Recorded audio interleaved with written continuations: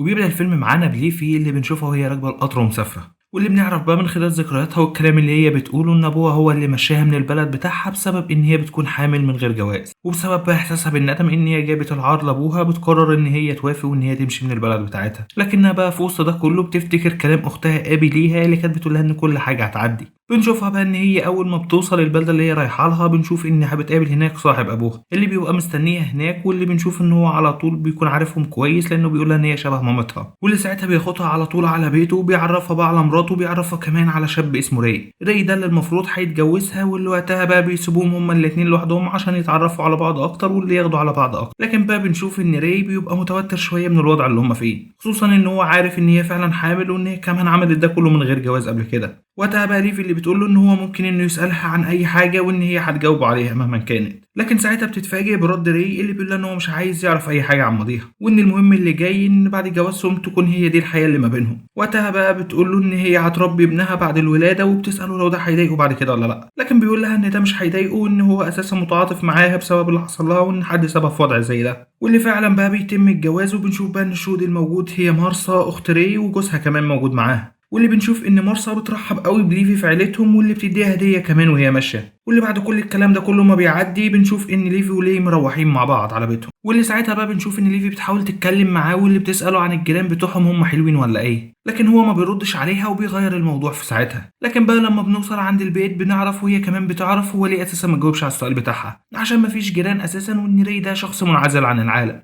غير اساسا ان هو كمان ما عندوش اي اصدقاء غير الكلب بتاعه اللي هو مربيه، الكلب ده اللي بيحبه جدا واللي بيعتبره ان هو فرد من العيله. ساعتها بقى بنشوف ان هو بيرحب بليفي في البيت بتاعه، ولما بتدخل بقى بتلاقي ان البيت من جوه بيت بسيط جدا او بيت متواضع جدا، على عكس ما هي كانت بتتمنى وعلى عكس هي ما كانت بتتخيل انهم هيعيشوا مثلا في بيت كبير. وقتها بقى بياخدها يفرجها على باقي البيت، واللي بعدها بقى بيبتدوا ان هم ياكلوا مع بعض وان هم ايه كانوا بيرحب بيها. ساعتها بقى ري وهم قاعدين بياكلوا بيسألها انت تحبي ايه يجيبه لها مثلا عشان يجهز لها المطبخ ويجهز لها الحاجات اللي هي بتحبها. ساعتها بقى يتفاجئ من ردها ان هي مش بتعرف تطبخ اساسا، لكن ساعتها بنشوف ان ري بيقول لها ان مفيش مشكله وان هي ممكن تتعلم الطبخ من اخته وان ايه او من الكتب او من اي حاجه هي تحبها. لكن بقى اللي بتستغرب من الوضع ده كله واللي بتستغرب من الحنيه دي كلها هي ليفي، اللي بتستغرب ان ازاي شخص باللطف ده كله وبالايه وبالحنان ده كله ازاي قبل ان هو يتجوزها في الوضع بتاعها، عشان ما تسكتش وان هي تساله كمان هو ليه وافق ان هو يتجوزها. ساعتها بقى بيقول لها ان صاحب ابوها ده لما عرض عليه وقال له على حالتها وان هو بيقول له ان ده نداء القدر وان هو لازم ان هو ينفذه، وان ساعتها هو قرر ان هو يعمل ده وان هو يساعدها في المحنه اللي هي فيها. واللي بعد ما بيخلص كل الكلام ده كله بيتمنى لها ليله سعيده واللي بيسيبها وبيمشي. واللي بعدها بقى بنشوفها ان هي قاعده في اوضتها واللي بتفتح ساعتها السلسله اللي بتكون لابساها عشان نشوف الصوره اللي موجوده جواها دي صوره ادوار حبيبها اللي سابها حامل وهرب،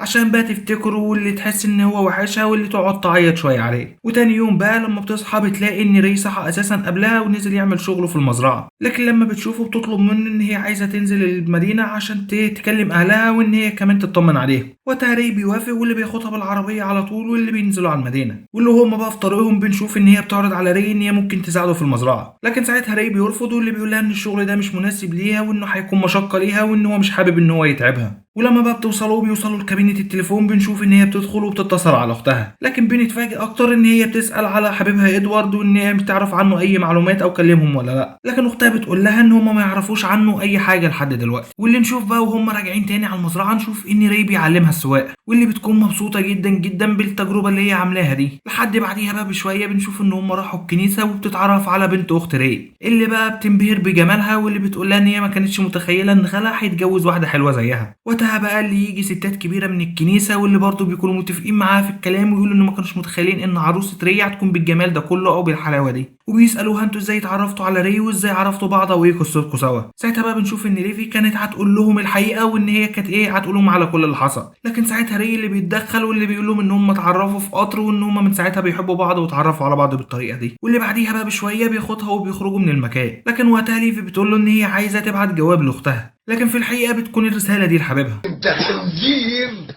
على طلع خنزير.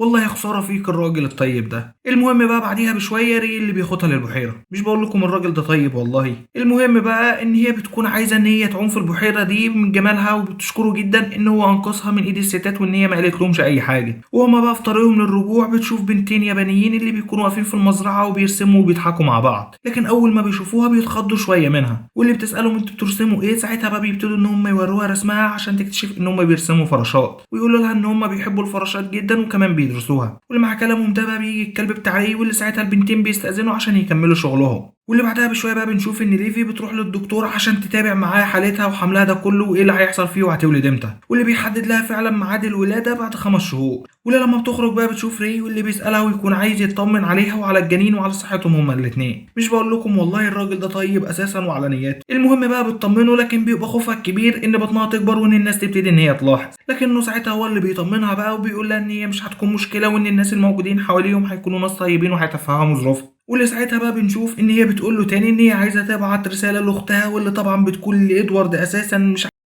حسبي الله ونعم الوكيل فيك يا كلب يا خسيس. عارف والله الواحد يقول عليك ايه. الواحد المفروض اساسا يسميك المرأة الخائنة والله. المهم بقى بعدها بنشوف ان هي بقى بتتعلم الطبخ، واللي بتبتدي بقى ان هي تحضر الاكل لجوزها، اللي بيكون فرحان جدا اول ما بيشوفها كده اساسا، واللي بيبتدي ان هو هياكل، لكنه بقى بيتفاجئ ان الاكل مليان شطة. لكنه ساعتها بقى بيخرج على طول من البيت، واللي بيحاول يشرب ميه عشان وقتها ريف اللي تخرج وراه عشان تلاقي بقى في معدات شغالة جنب البيت، معدات تقيلة. ولما بتسأله هو بيعمل ايه يقول لها ان هو بيعمل لها بسيك. يا عم بقى كفايه طيبه بقى الله يرضى عليك. وان ده كله اساسا عشان هي قالت له ان هي بتحب ان هي تعوم وبتحب السباحه. واللي ساعتها بقى وهم واقفين بتيجي مرسى واولادها، واللي وقتها ليفي بقى بتقول لها ان هي ما طلبتش منه ان هو يعمل البسين ده، لكن ساعتها مرسى بتقول لها ان الواضح كده ان اخوه بقى بيحبها جدا وان هو بيحاول ان هو يبسطها ويرضيها. واللي بعدها بقى بنشوف ري وليفي وهم رايحين عيد الميلاد بتاع مرسى، واللي نشوف بقى في عيد الميلاد ان ليفي بيكون شكله كده مهتم بالموسيقى شويه، واللي ساعتها بقى ليفي تعرض عليه ان هم يرقصوا سوا، واللي فعلا بقى بيقوموا هما الاتنين لحد ما يندمجوا الاتنين سوا ويبقوا مبسوطين جدا قوي مع بعض. تاني يوم بقى بنشوف ان البنتين اليابانيين جايين على البيت على طول عند ليفي، واللي بنعرف انهم بقوا اصحابها جدا، واللي بقوا بيعدوا عليها ويقعدوا معاها ويوروها الرسومات بتاعتهم. لكن وسط كلامهم بقى بتتفاجئ ليفي بيهم ان هم بيسالوها عن ميعاد ولادتها امتى، عشان ساعتها ترتبك شويه. واللي ساعتها بنت من البنات بتلاحظ وتغير الموضوع على طول. بس بقى بعد ما بيسيبوها وبيمشوا بتروح على طول على ري واللي بتقول له على اللي حصل، لكن ساعتها بقى بيطمنها تاني ويقول لها اللي هي ما تقلقش، وان هو مش حابب علاقتها قوي بالبنات اليابانيه دي، لان هو شايف ان اليابانيين هم السبب في موت اخوه في الحرب. واللي بعديها بقى بشويه بنشوف ان ليفي وري بيتعشوا عند اخته مرسى، واللي ساعتها بقى بتبتدي ليفي تقول عليه كلام حلو جدا، واللي بتبتدي تقول ان هو مهتم بيها وان هي اساسا بتشكر فيه وباهتمامه كبير بيها. وقتها ري بقى بيفكر ان هي كمان ابتدت ان هي تعجب بيه وابتدت ان هي تحبه، واللي على طول اول ما بيروحوا بيحاول ان هو يقرب لها، لكن فجأة بتتهرب منه واللي بتسيبه وبتمشي. محمد دي اللي هيجيب لي جلطه، ما حد هيجيب لي جلطه غير ده. وتاني يوم بقى بتلاقي اختها جايه لها على البيت عشان تتفاجئ بشكل البيت والمكان اللي هي عايشه فيه، لكن ساعتها ليفي تدافع عن المكان ده وتقول ان هو مش وحش وان هو عكس ما هي بتتكلم عليه او عكس ما هي متخيلاه. وقتها بقى اختها تقول لها ان ابوها بقى راضي عنها بعد الفتره دي كلها، وان هي ممكن ان هي ترجع معاه وتسيب الفلاح اللي هي اتجوزته ده. شد الجوان يا محمد وادعي لي ربنا ياخدني. لكن ساعتها بقى بنشوف ان ليفي بترفض وتقول لها ان ري ده الانسان الوحيد اللي اهتم بيها وانه واقف جنبها في الظروف اللي هي كانت فيها. اختها بقى دي اللي بتقعد معاها شويه، ولما بتيجي تمشي بقى بنشوف ان ليفي برضه بتروح مديها جواب عشان توصله لادوارد وتطمنه عليها لو جالها. بعدها بقى اختها بتاخد منها الجواب واللي بتمشي على طول، واللي بعد اختها ما بتمشي بشويه بتروح هي الري واللي بتقول له ان هي لما هتولد عند اهلها، واللي ساعتها بتسيبه وبتمشي من غير ما تاخد رايه. واللي نشوف بقى ان هي بتروح تمشي مع صاحباتها، واللي ساعتها بقى بنبتدي ان هم يقعدوا مع بعض ويوروا رسوماتهم لبعض عشان البنات هم بيشوفوا الدفتر والرسومات بتاعتها يلاقوا رسمه ليفي كانت رسمه شخص ما. ساعتها بقى ليفي اللي بتتوتر واللي بتقطع الرسمه على طول، واللي ساعتها بقى بنشوف ان البنت الصغيره هي كمان بتقول ان هي اتعرفت على شاب جديد وان هو كمان جاب لها هديه، لكن اختها التانيه بقى بتحذرها اكتر واللي بتقول لها ان هي ما تقربش منه وان دي حلاوه البدايات. لكن ليفي بقى هي اللي بتدعمها وبتقول لها ان هي تكمل في الحاجه اللي هي شايفاها صح. وقتها بقى ليفي لما بتسيبهم وبترجع تاني على المزرعة بتلاقي ان ري بيحرق حاجات قديمة. الحاجات القديمة دي بيكون فيهم شنطة مهمة بالنسبة ليها جدا، واللي ساعتها بتنزل على طول وبتبتدي تتخانق مع ري، ورغم احتساراته الكتير ليها ان هي بتسيبه وبتدخل البيت. وقتها ري اللي بيطفي النار على طول واللي بيحاول ينقذ اللي باقي من الشنطة، واللي ساعتها على طول بيدخل لها بيها واللي بيحتذر لها تاني وبيقول لها ان هو مستعد يعمل لها اي حاجة عشان تكون مبسوطة وتكون سعيدة تاني. وتاني يوم بقى لما بتصحى من النوم بتتفاجئ ان ري جايب لها قطعة اثرية جديدة وحاجة نادرة كمان جديدة، واللي كمان بيجيب لها تليفون مخصوص للبيت عشان تعرف ان هي تكلم اختها كمان من غير ما تنزل المدينه كل شويه. واللي بعدها بقى بشويه بنشوف ان الشتا بقى بيجي وان ليفي بتدخل الكلب جوه البيت، واللي بتبتدي تحضر عشاء رومانسي ليها هي وري. لكن ري لما بيجي بيبقى متعصب قوي، واللي ساعتها بيخرج الكلب من المكان، واللي فجاه بيطلع لها رساله ويقول لها ان هي رساله من حبيبها ادوارد، وبيتعصب قوي واللي بيخرج بقى ويسيب لها البيت ويقول لها ان هي ما تسالش عليه طول الليل لانه هيكون في مكان تاني. ونشوف بقى تاني يوم ان هي بتحضر له الفطار، لكن هو ساعتها ما بيرضاش ان هو ياكل، وان هي بقى بتبتدي ان هي تعتذر له شويه، لكنه بيقول لها ان هو ما كانش يعرف ان هي مش بتحبه او ان هي ما كانتش عاوزاه،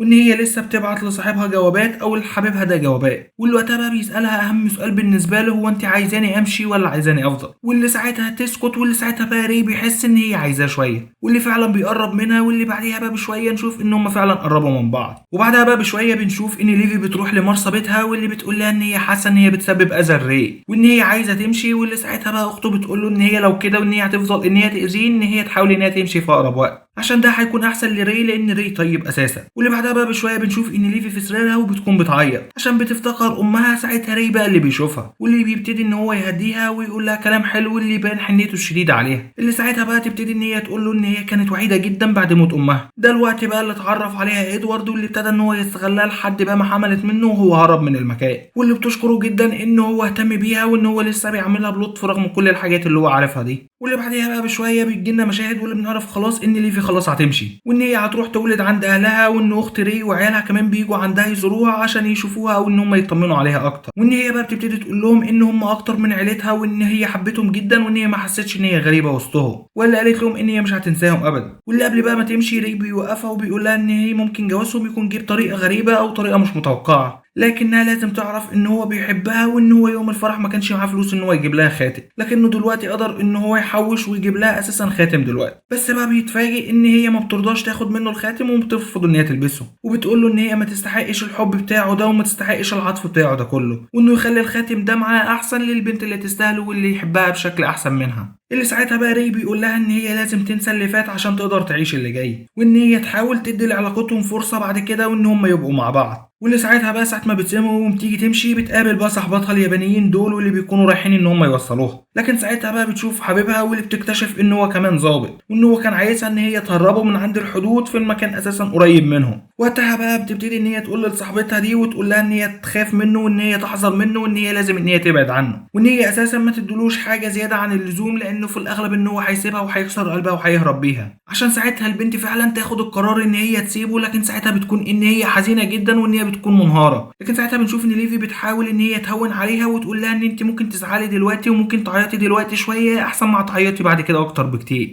ولساعتها بقى بنشوف ان ليفي بتنزلهم على جنب من العربيه، واللي بتخلي الجندي بس هو اللي معاها واللي بترجع بيه البيت بتاع ري، واللي ساعتها بتقول له ان هي نسيت ان هي تجيب حاجه من جوه، واللي بتسيب له المفتاح قدامه عشان تشوفه هو هياخد العربيه ويهرب ولا لا. لكن شكها فعلا بيطلع صح، واللي ساعتها بياخد العربيه وبيهرب بيها. لكن المفاجاه الكبيره اللي بتحصل لها ان هي بقى بتبتدي الولاده وما بيكونش اي حد قريب منها ولا بيكون حد معاها عشان تتصل بسرعه بالاسعاف، واللي تاخد ساعتها بدله الجندي اللي سابها واللي بتحرقها عشان وقتها يوصل ري للمزرعه، واللي يتفاجئ بيها واللي يحاول ان هو يساعدها واللي ياخدها على طول على المستشفى. واللي بعديها بشويه بقى بنشوف ان ازاي ري بقى مبسوط قوي بالطفل في وقت ولادته، عشان ساعتها بقى تبتدي ليفي ان هي تحس ان ري هو فعلا حبيبها وان هي لازم تحبه اكتر بكتير، وان حبه فعلا ليها زاد بسبب نظراته ده واهتمامه بالطفل الكتير في الفترات اللي بعد كده، عشان بعد كده تقرر ان هم يعيشوا سوا وان هم يكونوا اسره واحده صغيره. واللي بيخلص بقى الفيلم على كده.